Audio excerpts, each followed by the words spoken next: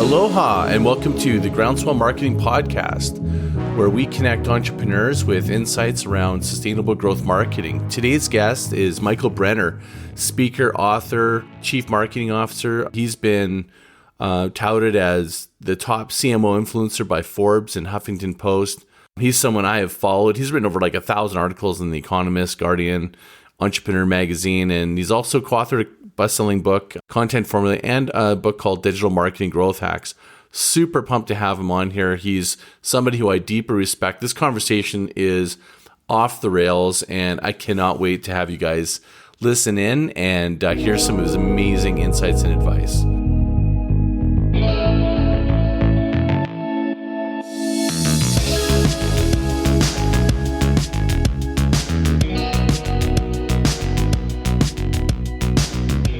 Aloha, and welcome to the Groundswell Marketing podcast, where we connect with savvy business owners, entrepreneurs, and marketing Jedi. Today, we have a titan of marketing, Michael Brenner, who I've been watching very closely over so many years. He's someone who I deeply respect around content marketing, and he's written a really interesting book that I think anyone listening would be interested in, called The Content Formula: Calculate the ROI of Content Marketing and Never Waste Your Money Again.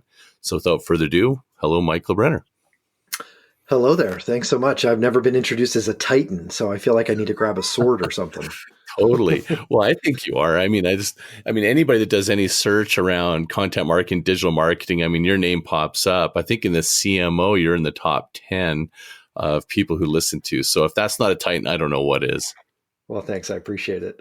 Awesome. Well, let's just jump right into it. Okay. The first thing I'd love to have you share with the listeners is, what are you most excited about right now in general, in business? Yeah. Well, a lot of the conversation I think businesses are having, even outside of marketing, is about just the need to focus on customer experiences. And we're seeing that with, maybe we can blame Netflix, and maybe we can blame Uber or Starbucks or Apple. I don't know who's to blame. But I think it's both an exciting and a scary time for businesses who I think all need to learn to move away from product conversations and focus more on customer experiences. But it's a really exciting time, I think, for us in marketing, who, I really, really, truly do believe should be in the driver's seat as far as, taking control of defining what customer experience should be, and also creating environments that allow for companies to move away from product conversations and towards experiences. So, yeah, I think it's an exciting thing for businesses to be talking about, but an even more exciting development for those of us in marketing. So explain customer experiences to somebody who doesn't quite exactly know what that means. How could you articulate that to really have someone envision it? Yeah, well, I actually love to use a Venn diagram. Maybe I'll send you a picture of it. You can share it out with people. But sure. I think everything in life can be explained in a Venn diagram, and it's a simple graphical way to kind of make a complex topic simple, I guess, if you will. But if you imagine a circle on the left, there's two circles and they have a slight overlap. And on the left-hand side is the shit that we always used to say. And the shit that we always used to say sounded like, "I'm awesome."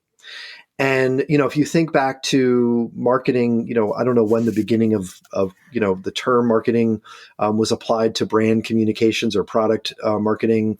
Branding, I think, has its roots back, with cows. But the point is, we always used to say, hey, you should come buy from Michael Brenner Incorporated because Michael Brenner is awesome. And what we're finding is that, that used to work because people didn't know who Michael Brenner was. They didn't know who our brands were. They didn't, maybe necessarily have an experience with the products that we sold. And so it was important for us to tell the world about the products that we created. What's happened, I think, since the dawn of the web is we can all go online and we can search for whatever we want, and we can find whatever we want, and we can choose how we experience and purchase and ultimately maybe even advocate for the products that we use. So that's on the left-hand side is all the stuff that we used to say that said, "I'm awesome. This is who we are. This is what we sell. And this is why we're better than somebody else." On the right-hand side is pictures of babies and kittens and puppies. That's all the stuff and that it's we going down slides. Yeah, right. It's all the stuff that we consume on the web. It's all the stuff that we talk about when we're standing at the water cooler in the office. It's the stuff that, it's the conversations I have with my kids. And so the overlap of the circle is what I call content marketing, but it's customer focused content that might come from a brand. So what is the overlap between the stuff we used to say and the stuff that people are interested in? Well, it's things like training and education and thought leadership. It's customer experience focused. It's, hey, you want to be entertained? Well, Netflix is recommending this new show for you. It's not, hey, everybody, here's an ad for Netflix because Netflix offers this subscription service. Netflix doesn't run ads that I've really seen that talk about their subscription service. They talk about the amazing content that they recommend for you based on your previous watching and viewing experiences. That's customer experience marketing. That's customer experience models from a business perspective. It's focused on the stuff that we're interested in as an audience, not on the stuff that we want to say as a brand. So isn't that just personalization in its core?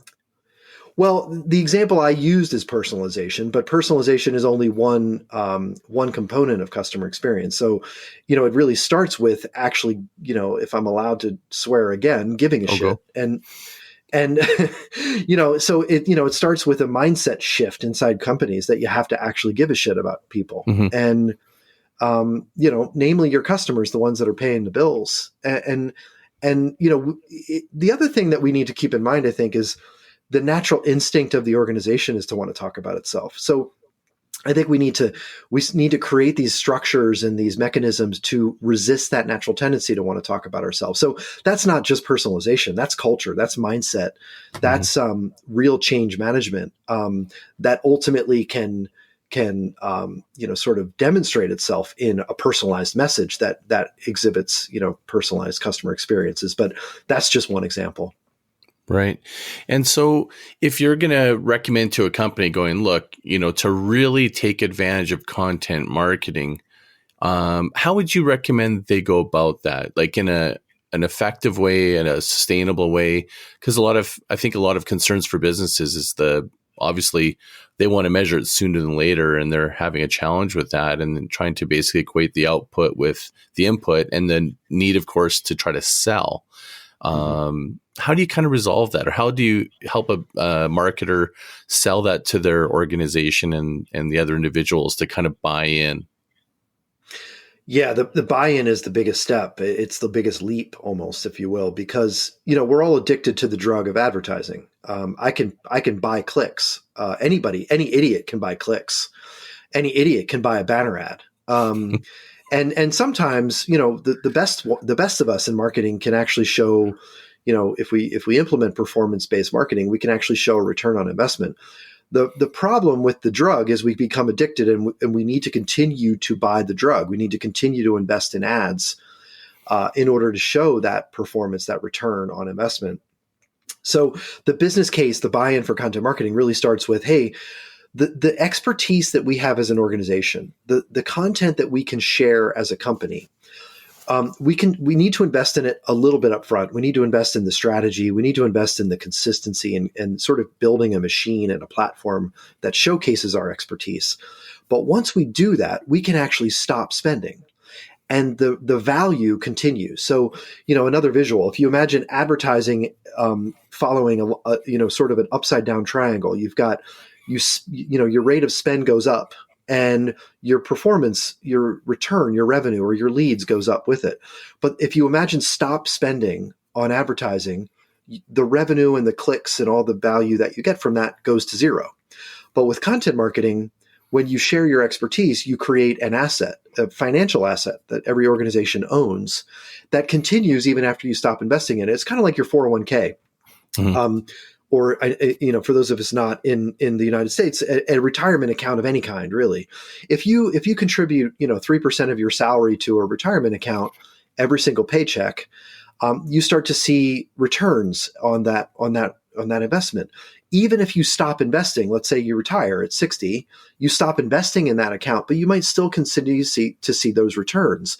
That's what content marketing is. It's a financial asset that has a demonstrable value that grows and even compounds over time, just like an investment in the stock market, because you're providing value that continues to deliver those customer experiences that we just talked about, even if you stop investing. That's the real business case, and that's sort of the pitch that I put together for marketers on how to get the buy-in. So what you're saying is once a content is out there, it's still performing value back to the organization ongoing.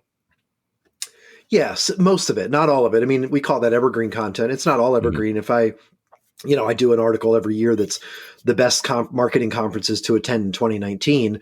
That obviously isn't relevant for 2020, but most of the content, probably 95% of the content I publish, is evergreen. It's relevant now. It was relevant 5 years ago. It'll be relevant, hopefully, in 5 years from now. So yeah, I think to the extent that you're not producing really specific event-based, recent news-based content, then yes, it continues to deliver value over time. So how do you come up against the I call it the arms race of better produced content, and say an organization doesn't have quite the budget, or they do have the budget, maybe they shouldn't do overproduced content because that affects, of course, the cost of it. But where do you see it going in terms of content quality, and what I mean by production, not necessarily solving the customer's question problem? Yeah, this is like the second question. You're asking all the right questions in the right order. The first question I get from people is, what's the ROI? Why should I make a change? And the second question is, okay, so let's say I make the change. How do I become the signal through the noise? We live in a noisy world problem, and arms race is the other metaphor that people use, and it's exactly the right concern to have. And there's a couple of different ways that I could try to allay people's concerns on this one. The first one is, and this is an important thing for every one of us to understand, the large majority, go back to my Venn diagram, the reason the circle on the left doesn't overlap with the circle on the right is because the large majority of brand produced content doesn't reach a single customer. And you might shake your head and you might, have some level of disbelief, but I'll put a number to it. So Serious Decisions, it's a consulting company. They largely in the B2B space, but they also have consumer technology brands as well that they consult with. But they did a survey and a deep audit of 3,000 companies. And they said, how much of your content has produced a single click, a single share, a single page view, whatever metric of visibility they could find. The number that they found of content produced, invested, published by a brand that never saw the light of day to a single customer was 56%. That was about 5 years ago.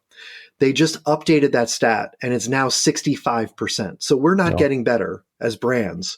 We're getting worse at creating content that never gets used. So the first thing that we all need to understand is that we're terrible at creating content. And not only that, are we, I think it's like, yeah. Well, and there was a guy that I worked with at SAP who I won't name, but he always used to tell me whenever I would present all the things that I thought were wrong with what we did in our marketing strategy, he would present me with the list of awards we had won, the list of accomplishments, he thought we had generated. And I always used to tell him, it never serves us to think that we're doing a great job because we can always do better. When we talk to the outside world, maybe we should tell the world that we think we're doing a pretty good job. But internally, it doesn't serve us to think that we're doing a great job. And I've got the data to prove it. 56 to 65% of our content doesn't see the light of day to a single customer. E-consultancy put a value number to that. And they said it was $1 billion just in the B2B segment alone. And marketing spend outside of B2B is about 6 to 7 to 10 times higher. So we're talking about multiple billions of dollars wasted every single year by companies creating content that no one ever sees. So the first point here is all you need to do is stop investing in that and you'll see a massive return on investment from your marketing. But take a small percentage of that waste and put it into content that does generate engagement with your customers. So that's the first point, is most of what we do doesn't resonate with our audience.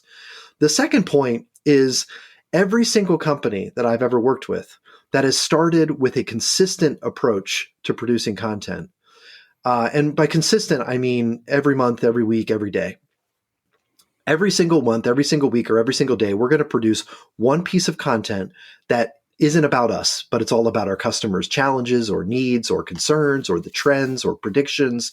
It's something that's completely non-product specific. Every company that I've seen commit to that regular consistency has seen 5%, 10%, 150%, depending on the frequency that they've chosen, increases in the amount of organic search traffic or social engagement or leads or even revenue that they're getting absolutely for free, for no additional incremental investment. So the point, again, is that we have to start by understanding most of what we do sucks. And that if we just take that step to committing to consistently creating stuff that people want, we can start to see those organic, results, if you will. Now, you mentioned quality, and I want to get to this. I want to get to that point, if you don't mind me continuing. Keep going. Yeah, Thanks. So I used to do this. I used to say, hey, everybody raise your hands when I give a speech. Everybody raise your hands if you think we should choose quality over quantity. And 100% of the time, 100% of the people in the audience raise their hand. Mm-hmm. And the problem is we all think that. And we don't realize that it's a false choice. I publish 2 articles a week. And I've been doing that for about, I want to say 5 years. I believe it. And when I moved from 1 article a week to 2 articles a week, I didn't say, you know what, my quality is going to go down by 50%. What I said was, I think I'm going to free up another hour or 2 to write quality content because it's producing a return on investment for me. So I didn't sacrifice quality by increasing quantity. I went from 1 article a week to 2 articles a week because I saw conversions and leads and revenue and retention from that activity. So you don't need to sacrifice quality by focusing on consistency. So that's an important point. Okay. And so the consistency thing, I 100% agree. I think a lot of people do intermittent marketing, and they think that's enough. And I think one discipline within growth hacking that you see is the idea of the steady heartbeat of content having more power because of that steady stream, as opposed to the same amount of content blocked out. Do you agree to that?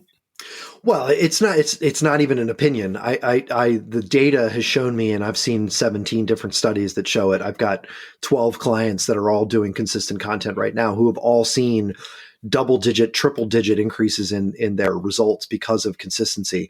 I actually did a study with LinkedIn with a common client where we tested. They were going to spend, using LinkedIn sponsored updates.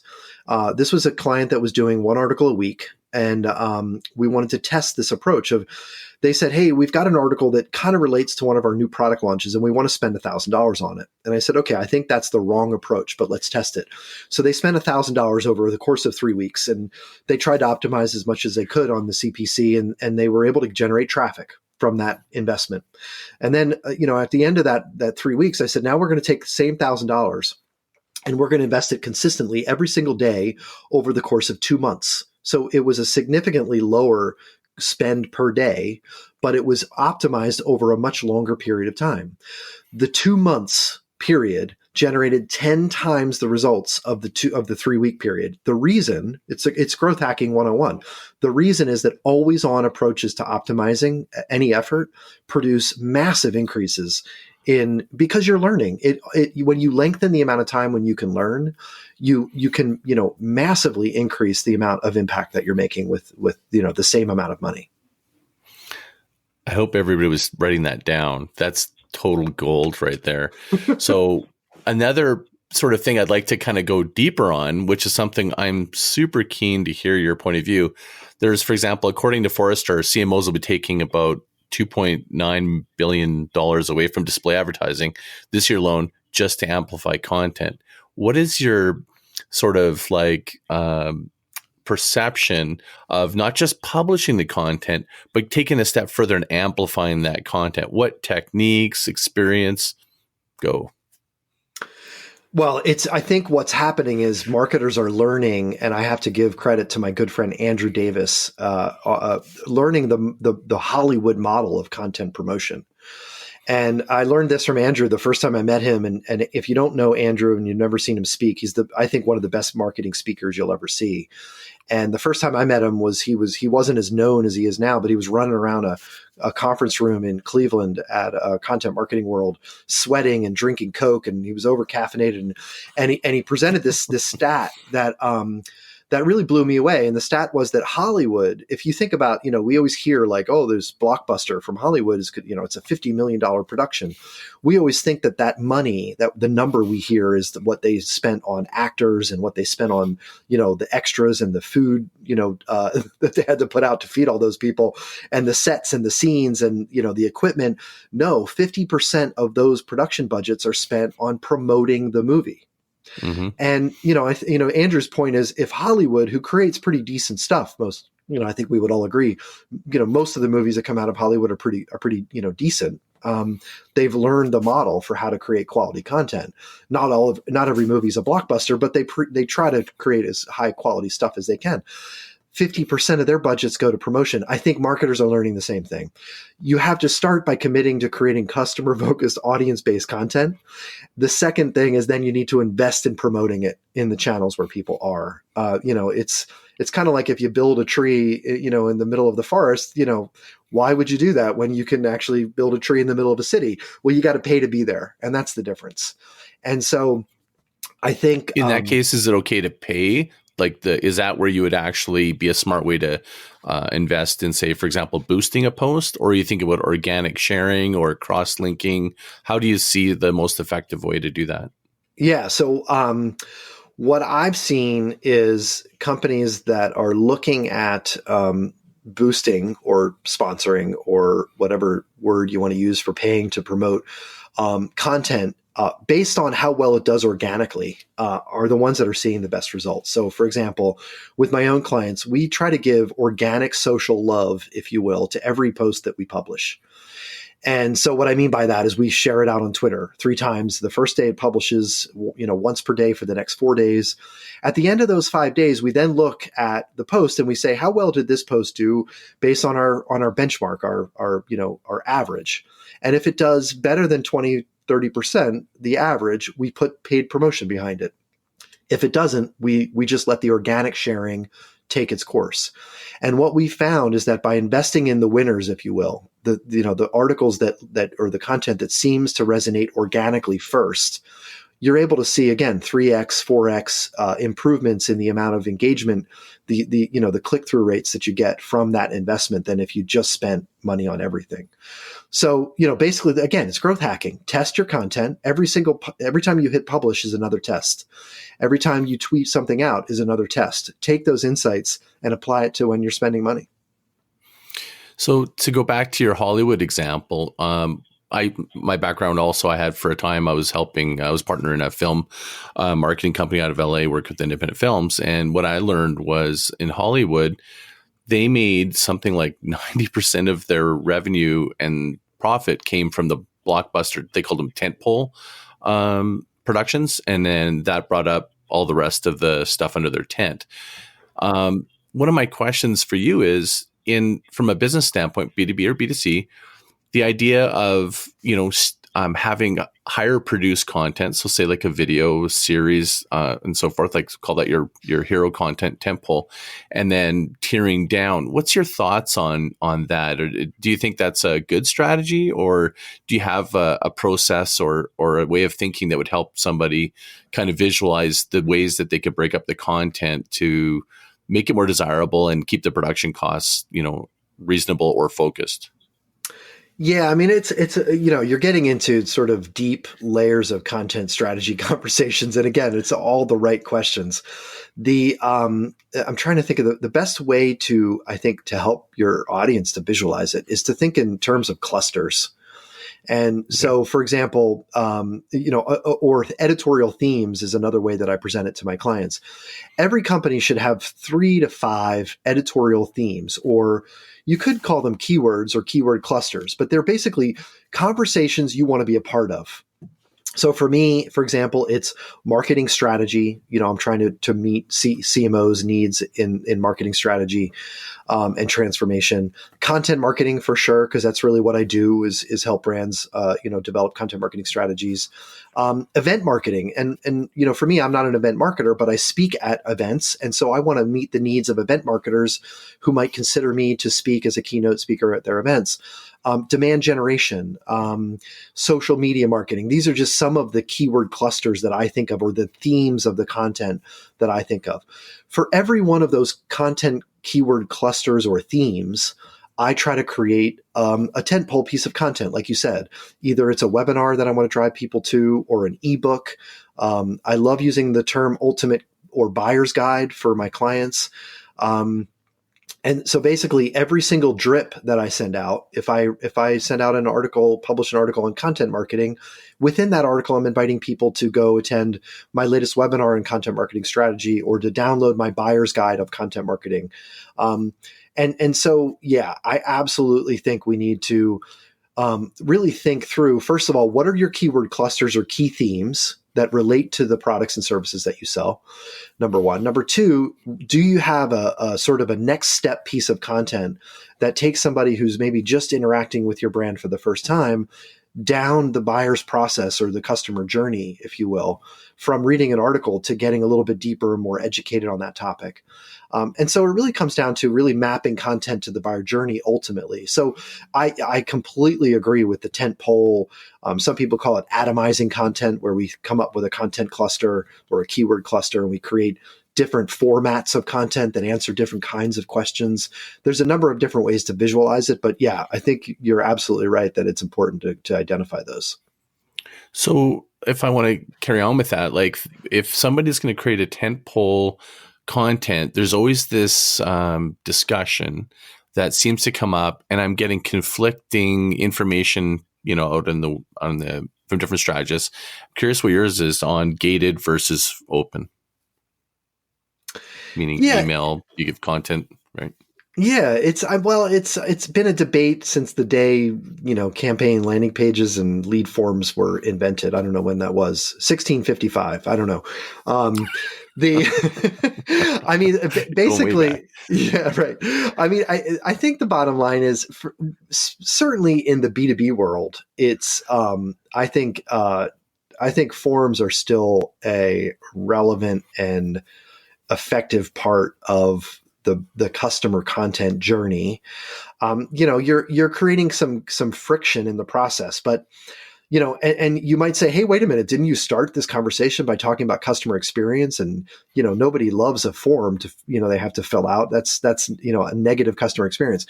I think that the friction needs to be intentional, and I'll give you a good example. There's a company called Drift. And David Cancel's their sort of CEO, famous guy who has, a really interesting voice and ideas in the marketing world. And they did a test a few years ago. They're real big fans of growth hacking.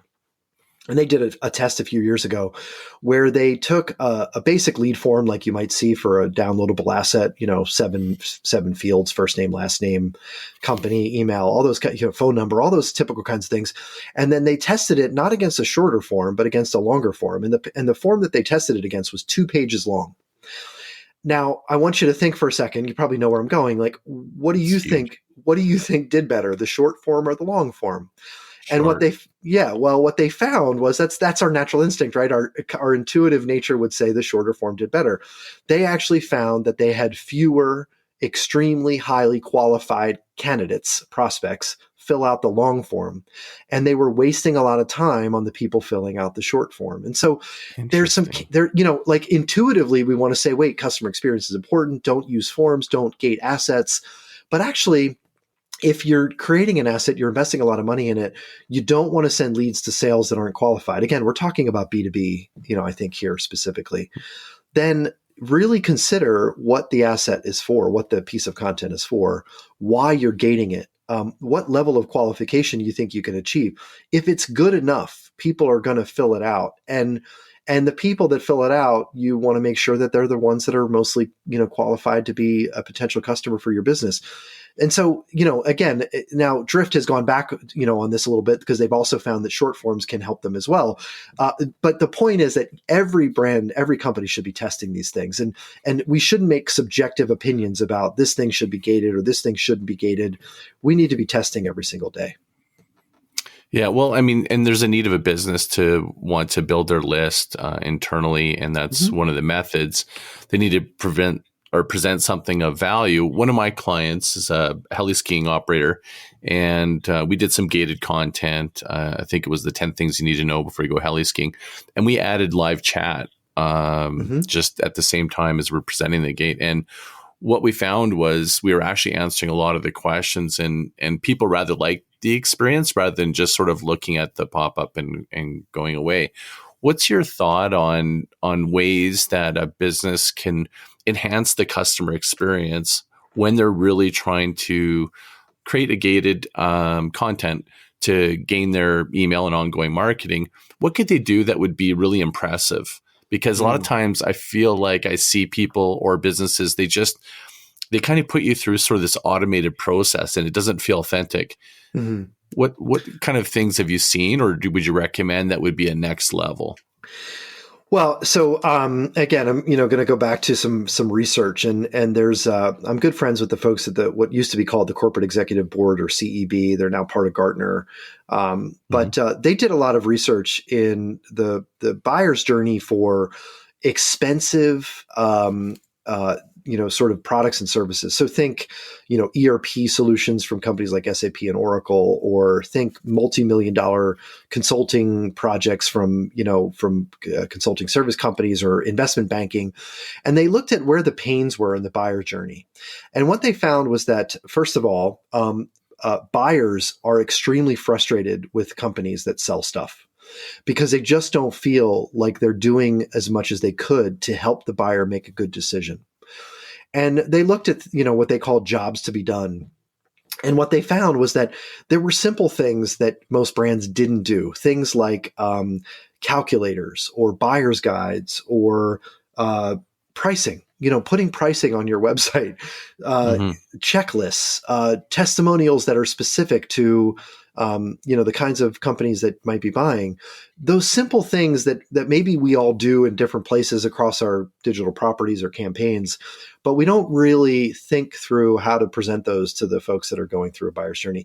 Those are some simple things that I think every brand could do. You mentioned chat. I think chat is a great way, to in a pretty unintrusive way, just to offer up a real, or at least at first a bot, but ultimately leading to a real human getting in touch with somebody who might have a question. I think it's really simple things, but I think it starts with, what is the experience that you're giving somebody when they land on your homepage? Corporate websites have largely looked exactly the same for 25, 30 years. We took the corporate brochure and we just migrated it online. It's, who we are, what we sell, why we're better, hero shots of our products, hero shots of our executives, hero shots of the buildings that we work in. Nobody cares about that stuff. Why don't you start with a real service-driven message on your homepage? And when I do speaking, I talk a lot about Chase Bank and how they saw a 2.5 times increase on their corporate website traffic just by putting news and stories as in the hero spot of their homepage, instead of, click here to open up a new credit card for 2.5% cash back. Just the simple, sort of change of putting their content on the front of their homepage drove 2.5 times more traffic for them. And sure, they converted a ton of it to the 2.5% cashback, new credit card offer. So every company should look at what is the first thing you're saying to the company, to the people that land on your website. So, okay, so that's a really interesting segue to the creative. I think you and I were talking about this. I almost said we should have recorded that conversation we had 2 days ago. Yeah. Your thoughts on the creative, when you work with an agency, they may not have the intimacy, but yet they sometimes have some really unique skill set and examples they've worked with other clients, or doing it in-house. Because I think one of the challenges is, okay, great, we want to create this content, but now we need to be really creative in the way that we connect with our clients on an emotional level. And how does it look? How does it feel? All that kind of stuff. What's your thoughts on that? Like, what do you think is the best direction, or what ideas or framework do you have? Yeah, I mean, I would be the first person to tell you that creativity is not, I remember in kindergarten, they didn't give out grades in kindergarten for me, and they don't for my kids either. But, for my teacher in kindergarten, and I'll never forget, Mrs. Altgeier was her name. She was not a very nice person. And she used to give out, it was check plus, and check minus. And every once in a while, if you were really not good at something, she would give you an okay. And when it came to the exercise of drawing within the lines, I would always get an okay. And she kind of ruined my life, because she led me to believe, I think, that I was the least creative person in my class, in my kindergarten class, and that artistic creative endeavors were not going to be something that I would get into. Fast forward how many number of years now, and I'm a writer. I write almost every single day, and but when it comes to visual design, I'll tell you one more story. My daughter was complaining about her English literature class yesterday, and she said, we're analyzing the tone of different like rap songs and poems and the books that we had to read last month. And I was like, that's a big part of what I do as a marketing consultant. I talk to brands about their tone, and the message that they want to deliver is important, but also how you deliver it. And so I do think it's really important. I mean, I think it's important to understand, what is your tone. I think it's important to understand that people resonate with human, imperfect, painful stories all the time. And so, I think humor is the best way to relate to people. These are things that, you didn't hear marketers really. Certainly marketers would talk about hiring expensive agencies, and agencies would do all of that heavy thinking. Now I think it's important for in-house marketers to understand humanity, tone, humor, all of those kinds of things that are just, things that are important. You mentioned even, I think in preparation for this call, that if there's a dog barking in the background, it's okay, because it kind of leads to the authenticity of our conversation. It's true for everything we do in marketing, right? And so, sometimes I actually let articles publish on my site, and sometimes they're mine, with a typo. And sometimes I do it because I'm lazy. I do too, but that's not intentional. Well, I sometimes I do it because I'm lazy. Sometimes I do it like, hey, you know what? Or it's after the fact and I see it and I'm just like, you know what? Like well, here's a funny story. I actually rank for the term macreting. What? Macreting. Yeah. Makreting is a misspelling of the word marketing. But if you Google, and so it happens because I let myself, go, and you'd be surprised at how many people misspell marketing when they type it into Google. But the point is, that used to be a Google search strategy, the misspelling of Dell computers or Microsoft or something like that. I don't know if people do it now, but I remember back in the day, people would buy those domains that were misspelled or something. Yeah, I'm sure people still do it. I'm sure even in paid search, there's, you want to buy, similar keywords are going to come up as the misspelled versions of the words you're targeting. But yeah, again, I think creativity is not just black box, Droga 5 kind of stuff. It's, I have a lot of respect for the creative work that agencies like Droga 5 have done. But again, I think the days of marketers outsourcing their creativity are over. And I'm not bashing, paying agencies to do great creative work. I'm just saying, I think marketers need to take the mantle for owning the definition of what it means to be creative, the value that it means to be creative, the humanity that has to come behind being creative, and identifying who we are as a brand, what the tone and voice really means, and if we were a person, what would we sound like, kind of stuff. And, we're not buttoned up. We're not perfect all the time. I remember, I'll never forget this conversation I had at SAP. And I just implemented our content marketing strategy, and I wanted to do a post on something. It was somewhat humorous, and I don't want to get into the details, and I won't name names, but I remember the head of brand at the time saying, "We don't do funny." And I just thought, well, we're not selling to robots. We're not selling to buildings. Like, like our buyers are people too. Or as my friend Tim Washer loves to say, that 85% of the people in B2B marketing are actually people. Totally. Yeah. It's like, and so I just think we need to be human and authentic. Okay, so I've got a couple segues, but before I go into that segue about perfection, I want to go back to this creative in-house. So you and I had a bit of a discussion that I thought was super interesting. And I just want to see if I can get you to kind of dive a little deeper into that, which is the idea around businesses creating a sustainable content, but leveraging it across your organization. You had some really interesting ideas around that. Well, it gets back to the humanity, and and so for really 2 years now, people have been asking me like, hey, what would you say are the biggest trends in marketing? And customer experience is certainly one. Creating more visual experiences is part of that. I think the biggest trend, and it's kind of funny, like if you go to an organization at the CEO level and you say, hey, do you believe in customer experience? And they say yes. Well, what have you found is the biggest challenge to developing or creating customer experiences? They're going to tell you it's their people. And so there's this whole thing that EX drives CX, or employee experience drives customer experience. So what we were talking about, and this is it's a weird segue, right? So we're talking about marketing, we're talking about customer experience, we're talking about content. What do people have to do with it?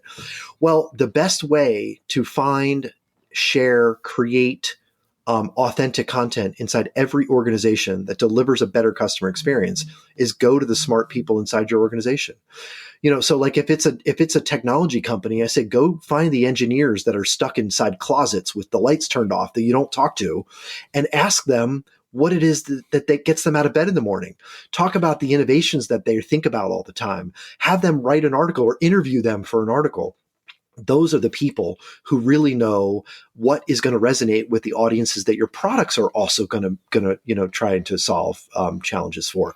Go talk to your customers and don't ask them why they bought from you. Ask them what challenges they face every single day.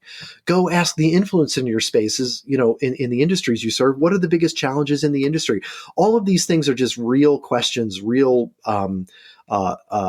kinds of levels of expertise that you can get from the people, the stakeholders around your organization that really don't have anything to do with the products that you sell. So that's what I try to do. I'm getting more and more interest from brands that I work with that are saying, hey, you've helped us create a content marketing strategy. Thanks.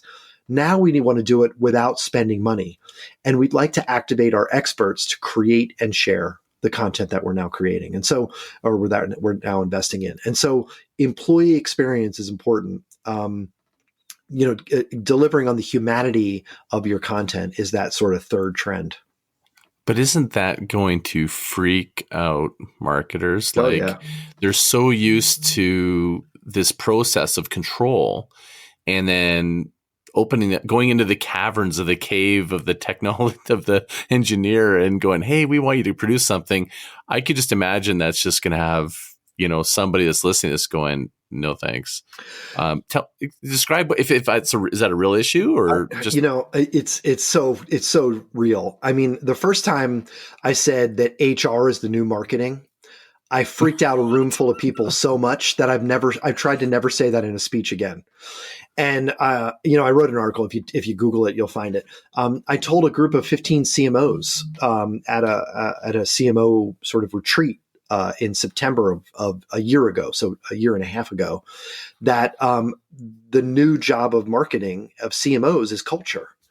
And I freaked all of them out except for one. In fact, there was a CMO sitting right in front of me, and she's the CMO of a well-known file management company that has the word box in it. So it kind of filters it down to one of two choices there. And she took her glasses off and she threw them on the table, and she's like, I got too much shit to do. Like I got to send out more emails. I got to create more campaigns. And our CEO, wants me to keep investing on the billboard on the side of the highway in California. Like I can't be thinking about the culture. That's the HR person's job.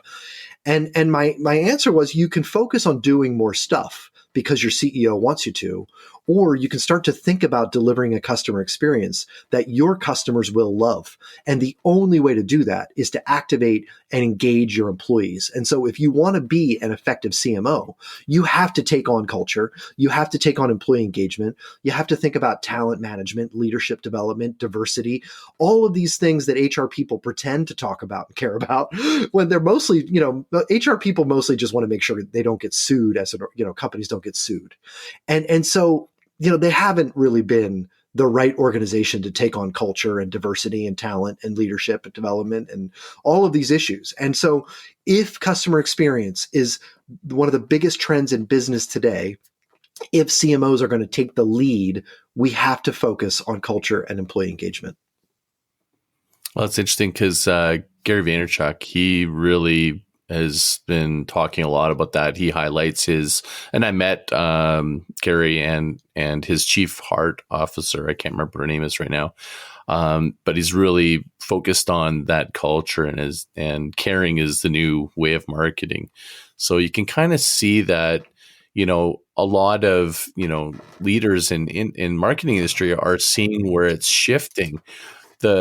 That caring attitude and just, having the business, different individuals within the business running content, I think that humanizes it. But there's this other thing that's coming up that everybody's talking about, is kind of AI and automation, which is the opposite of that in my mind. Or is it? Okay. Well, you just brought up two things that I get really passionate about. So I'm going to have to take them. I'm gonna have to take them one at a time. The whole thing. Just yeah. Go for it. So the first one. So I'm going to go back just for a little bit of context, and I promise I'm not promoting myself in this story. I just want to kind of let your audience understand the context for how I'm answering this question. I wrote a book called The Content Formula, which you mentioned, that answers the question of how content marketing can deliver better ROI than any other approach to marketing. And I did that because CMOs were asking me with their arms crossed, leaning back in a chair, what's the ROI of content marketing? And I answered that question in the book. And I sent the book out to a bunch of CMOs who resisted my ideas on content. And I went back to them 6 months later, and none of them were doing content marketing. And I asked them why. And every one of them said because their CEO or their sales team or their product organization was asking them to do more promotion, more product propaganda than customer experience focused things. So it made me realize that culture is the problem. I can give you the mathematical formula to show better ROI. You might tell me ROI is your biggest challenge, and I can give you the math, but if you don't fix the culture, you're not going to solve the problem. So my next book is actually called Mean People Suck. Oh, yeah. And it gets right to the point that basically empathy is the counterintuitive secret to success in marketing. It's caring, like you said. The first step to changing culture and to delivering better customer experiences and to doing marketing that shows ROI is actually giving a shit about your customers and your audience. And it's true empathy. It's caring. In fact, Microsoft CEO Satya Nadella just actually has been spending a lot of time on the speaking circuit lately talking about how they completely transformed their company because of empathy. And it was a cultural shift for them in moving from what he calls a product-centric company to a customer-centric company. And so empathy is huge. Now, Microsoft and Apple and Salesforce and SAP and Oracle and all these companies are talking about AI. So now I want to shift so that's empathy and caring. So I completely agree with you there. But then the robots are coming to take over the world. And can I talk about empathy real quick? Yeah, sure. Before we go to the robots. Yeah, okay, definitely. So empathy, when you say empathy, and I get it, but what some people, I guess, maybe when they conjure up in their mind is that you need someone who is empathetic. And it doesn't come easy to some people or an organization. How does an organization create content or be empathetic to really capitalize on this sort of trend to connect with your audience? Okay. I love this question. It's a chapter in the book. And there's a couple of different ways that I answer it in the book. But everybody can go to their browser, and I'm going to do it as we're talking. And if you go to Google, so you can type google.com. I'm doing it. I'm going to do it as we speak. Okay. And you can type the name of your target audience. So for me, it's marketers are. Now Google autofill is telling me that most marketers are concerned with their salary, their jobs. Mine says marketers are liars. Marketers are liars. Marketers are increasingly emphasizing value. Marketers are from Mars. Marketers are storytellers. Marketers are evil. Marketers are liars. PDF. There's a PDF on marketers are liars that people are searching in. Here's the point. You can use Google autofill to understand your audience. Google autofill gives you the empathy that maybe you're lacking. And so I did this. So I have a client that's a medical manufacturer, and they're targeting radiologists. And I did this with them, and we, radiologists are, and or just radiologist space. And the first thing that comes up is radiologist salary. Guess what? Most people are concerned about how much money they make. So guess what we're doing? We're creating a salary guide for radiologists and radiology technologists, because that's the number one concern that they have. It has nothing to do with the medical manufacturing client's products, but it serves their need. They have empathy for their audience if they talk to the number one challenge they have. And every company can figure that out by using just the simple Google autofill. How's that? That is freaking how's epic. That for practical advice? I love it. That's a takeaway. Yeah, I've never even heard that before. It's pretty cool, that's right? Amazing, because you keep hearing about, like, how do you apply this? Yeah. That's an actual practical way for any business to tackle it without being, altruistic or something, Yeah. Yep. That's right. So let's go talk about robots. Yes. Well, they are taking over the world, as we know. And so, yes, I call this the paradox of AI. And what I mean by that, like most paradoxes, is two things that exist in the same place that don't seem like they should. And it's how do we be more human when robots are taking over humanity, or taking our jobs, or doing more jobs than that we used to do. And the point is that as robots, so let's use marketing as an example. Let's say that AI and deep learning algorithms are going to tell us what marketing works more. Well, guess what marketing works more? More human-centric marketing.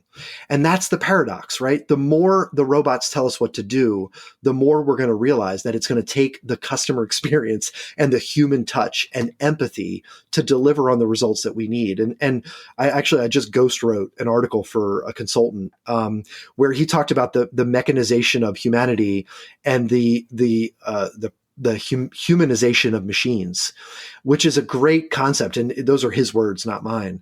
But it's a great concept. It means that the robot, the AI intelligence is not enough. We need humans to implement it. And that's the paradox, right? And the more that humans ask AI for the insights that are required to know what to do, we're going to realize that we're the ones that have to do it. So sure, robots are going to be better at building cars. I don't think robots are going to be better at designing cars that people love. And so that's the difference, right? We need to figure out what are the jobs that robots and AI are good at. And then we need to think about what's the human component of that. It's human-centered design is another term that people use to identify what is, really the equal sides of the same coin, if you will, AI and humanity. Okay, so a question I have for you is, I saw in your bio that you're part of an AI business, Concurred, or something like that, and I saw it before without realizing. I made the connection with this Robert Rose from Content Marketing. He actually made a comment about that he was blown away. I know this isn't necessarily a plug for your business, but when he says curious why. What is it that you're doing that's different? Yeah. So, this is a great example. And I think every one of us should be thinking this way, right? So I'm a content marketing strategy consultant. That's the large majority of what I do. I speak and I write, but I get paid to consult with brands on content marketing. And there are these tools out there that some are calling content intelligence, and they use AI mechanisms like natural language processing, increasingly using machine and deep learning, again, to try to figure out what brands should be doing, what content should we create, where should we promote it. And it scared the heck out of me. I thought, well, if a SaaS company can tell brands what content to create and where to promote it, what do you need me for? And so, in a way, I'm hedging my bets. And I'm a part-time CMO for this company called Concurred that does content intelligence. And that's really what they're trying to do. They're trying to figure out the keys to using AI to understand what content should be, brands should be creating, and what, where they should be promoting. It will sort of double down in this arms race, question that you asked about earlier. But the point is, if the robots are going to take my job, I want to be invested in the companies that are going to do that. And so that's really what I'm doing. So I'm helping them understand what it is that I do, and they're helping me in what I do, as a human with clients. And so the paradox of AI is evident, I think, just in my relationship with Concurred. So you're thinking the future is really a hybrid where it's AI supported, but human, interacted with content. So there's some sort of human touch to it. Absolutely. Because I think one of the things that is, I wouldn't call it the arms race, but I would call it the apathy, the increase in apathy. Like, say, for example, on Instagram, when you look at a feed that's just perfect, you kind of glaze over it. Mm-hmm.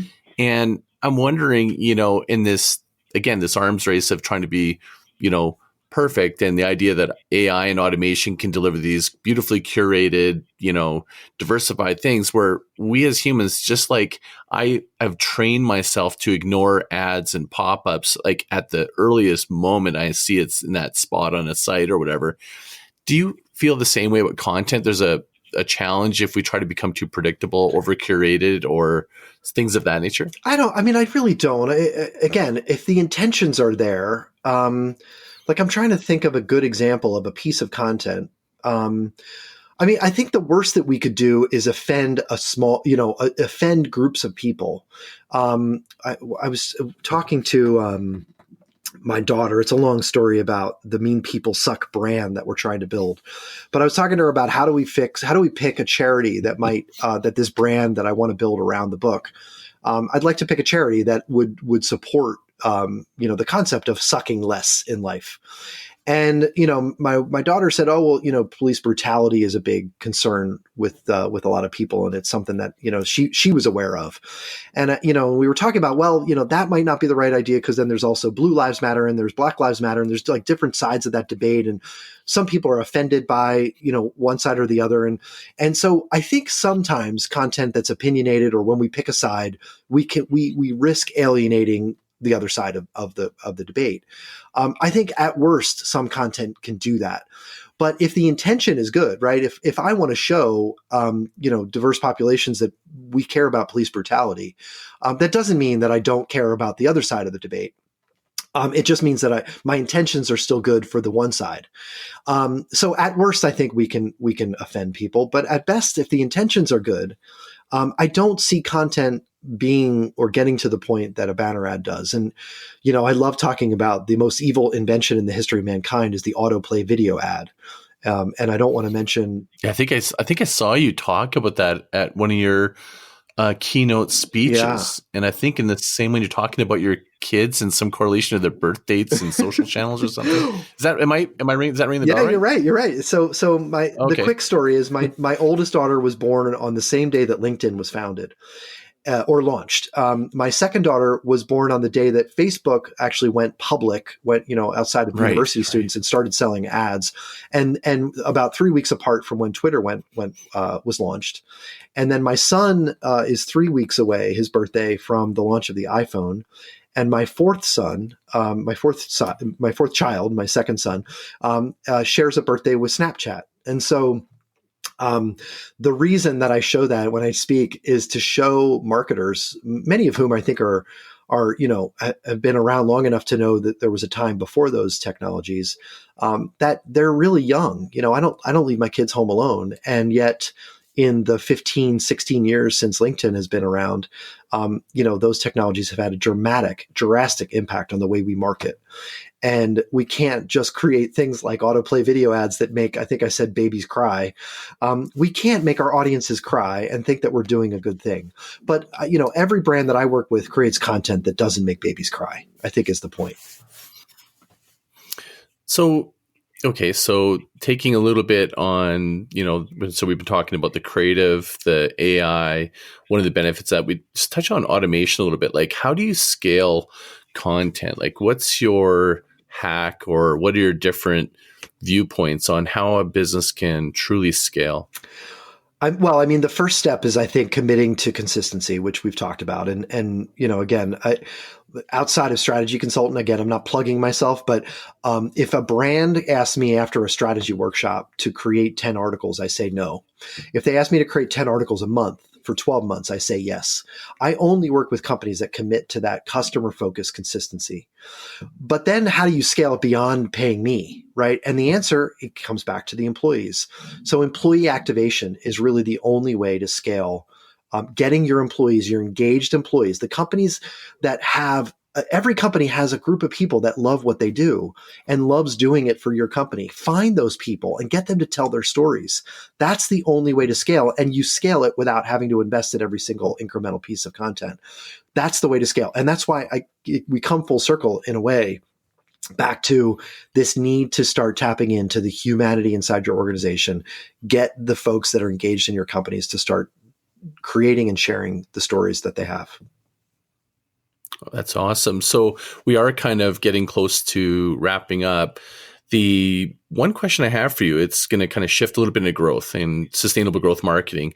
I saw a quote from you that you had a sort of this, viewpoint that leaders who champion their teams are the key to unlocking massive growth. Can you articulate some examples of how this is key for unlocking growth? Yeah. So when I talk to CMOs about change management, leadership, about getting their teams to do more of the stuff that actually creates value, revenue, return on investment, a lot of times I heard, and it was usually one-on-one, and it was like a confession. It was like, I'm really frustrated because I tell my teams what to do and they just don't do it. They're not executing. And a lot of leaders feel this way. They will tell you that their biggest challenge is their teams and their team's abilities to execute. And sometimes they'll blame it on skills and talent. And what I want to tell leaders is that if you feel that way, you are 100% to blame. No one is responsible for the lack of execution on a team other than the leader of that team. No company that suffers with execution problems is the only person responsible for that execution problem is the leader of that company. And so what I did was I fielded my own survey for the first time in my career. And what I found was I was looking for people who worked at companies where they felt that their ideas were being listened to, who loved their jobs and loved the companies they worked for, and also believed that their company was innovative.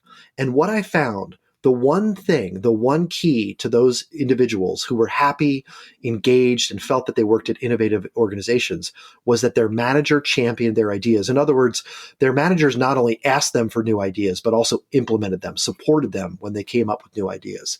That's the key. And I call that the champion leader, but it's really, it's a leader who doesn't point to their team and shake their head and say, you suck at execution. The real leaders are the ones that point to their team and say, you know stuff that I don't know. You're on the front lines and you know what our customers needs, or what specific function or feature of our engineering technology, advances are. We need you to talk about it. We need you to tell me what those things are, and I'm going to support you in implementing those ideas. That's the champion leader. So that's, that's definitely different. It's almost like HR within marketing leadership, right? HR is the new marketing. So that's true. You just lost half your audience. I'll have to just bear with it and listen to it again. If you're going to give advice to a marketer today and go, look, if you could give them one thing to think about in terms of mindset, mentality, not technique, just mindset, like how you need to be successful in the future, what would be your advice? Yeah. So I propose one question that everybody should ask of themselves, whether you're in marketing, a CMO, you're an intern that just got hired out of college. When you're doing anything, ask what's in it for the customer. And I tried to get the hashtag WIFTC, WIIFTC, to trend on Twitter, but it didn't. It just didn't fly. Like, it just didn't work. I don't know. Maybe gotta get some growth hackers to help you. I'll help yeah, you thanks. I appreciate it. But yeah, that's my one piece of advice. And I'd say this to CMOs. I say it to lower level marketers. I say it to HR people: is ask your team to ask what's in it for the customer. When the sales team says, "Hey, marketing, we need a new brochure." Really? Do we need a new brochure? Like, what's in it for the customer? Do we really need to explain what our product is? Because I think they're going online and they're figuring it out themselves. They're not waiting for sales to hand them a piece of paper that we spent $100 to print. And so ask, what's in it for the customer for everything that we do. Look at companies that release products because they could, not because they should. And, look at all of the bad commercials that we see on TV and we ask, how did that get made?